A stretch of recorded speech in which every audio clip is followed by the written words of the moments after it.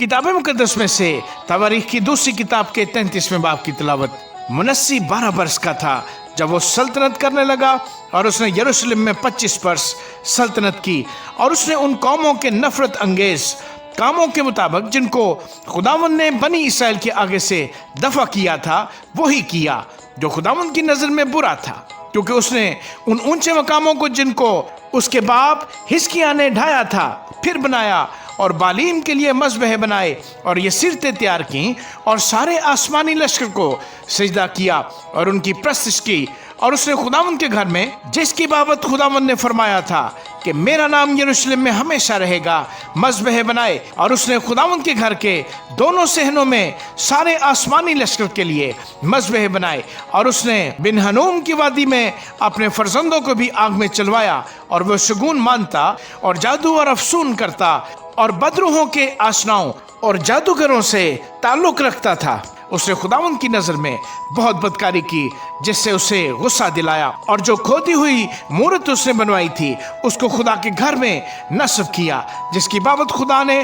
दाऊद और उसके बेटे सुलेमान से कहा था कि मैं इस घर में और यरूशलेम में जिसे मैंने बनी इसराइल के सब कबीलों में से चुन लिया है अपना नाम अब तक रखूंगा और मैं बनी इसराइल के पाँव को उस सरजमीन से जो मैंने उनके बाप दादा को अनायत की है फिर कभी नहीं हटाऊंगा, बशर्ते कि वो उन सब बातों को जो मैंने उनको फरमाई यानी उस सारी शरीयत और आइन और हुक्मों को जो मूसा की मार्फत मिले मानने की एहतियात रखें। और मुनस्सी ने यहूदा और यरूशलेम के बाशिंदों को यहाँ तक गुमराह किया कि उन्होंने उन कौमों से भी ज्यादा बदी की जिनको खुदावंद ने बनी इसराइल के सामने से हलाक किया था। और खुदावंद ने मुनस्सी और उसके लोगों से बातें की पर उन्होंने कुछ ध्यान न दिया, इसलिए खुदावंद उन पर शाह असूर के सिपा सलारों को चढ़ा लाया जो मुनस्सी को जंजीरों से जकड़कर और बेड़ियां डालकर बाबल को ले गए। जब वो मुसीबत में पड़ा तो उसने खुदावंद अपने खुदा से मिन्नत की और अपने बाप दादा के खुदा के हजूर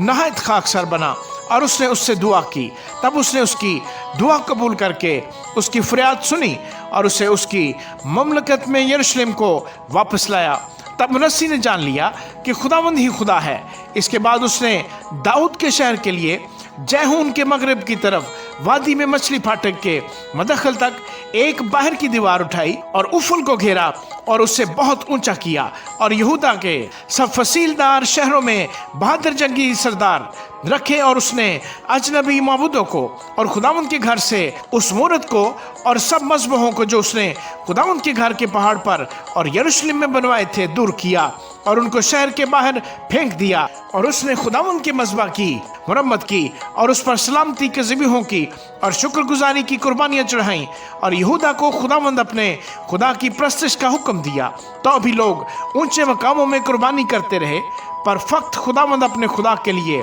और मुनस्सी के बाकी काम और अपने खुदा से उसकी दुआ और उन गैबीनों की बातें जिन्होंने खुदावंद इसराइल के खुदा के नाम से उसके साथ कलाम किया वो सब इसराइल के बादशाहों के अमाल के साथ कलमबंद है। उसकी दुआ और उसका कबूल होना और उसकी खाकसारी से पहले की सब खताएं और उसकी बेईमानी और वो जगहें जहां उसने ऊंचे मकाम बनवाए और ये सीरतें और खोदी हुई मूर्तें खड़ी की, ये सब बातें हुजी की तारीख में कलमबंद हैं। और मुनस्सी अपने बाप दादा के साथ सो गया और उन्होंने उसे उसी के घर में दफन किया और उसका बेटा अमून उसकी जगह बादशाह हुआ। अमून 22 वर्ष का था जब वो सल्तनत करने लगा और उसने 2 वर्ष यरूशलेम में सल्तनत की और जो खुदावंद की नज़र में बुरा है वही उसने किया जैसा उसके बाप मुनस्सी ने किया था। और अमून ने उन सब खोदी हुई मूर्तों के आगे जो उसके बाप मुनस्सी ने बनवाई थी कुर्बानियाँ की और उनकी प्रस्तिश की और वो खुदावंद के हजूर खाकसार न बना जैसा उसका बाप मुनस्सी खाकसार बना था, बल्कि अमून ने गुनाह पर गुनाह किया। सो उसके खादमों ने उसके खिलाफ साजिश की और उसी के घर में उसे मार डाला। आमीन।